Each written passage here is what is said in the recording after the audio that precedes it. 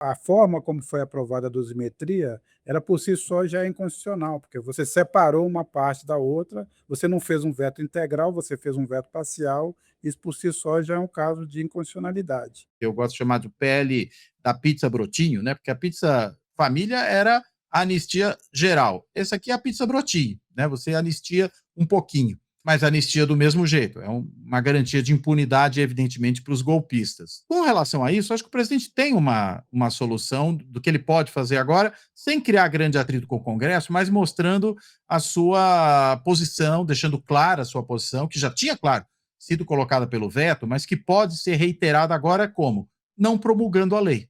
Que o presidente pode não promulgar a lei. Ao não promulgar a lei, compete ao presidente do Congresso, que é o presidente do Senado, ou seja, Davi Alcolumbre, ele promulgar a lei. Nisso está dentro da medida e eu acho que é uma tomada de posição clara.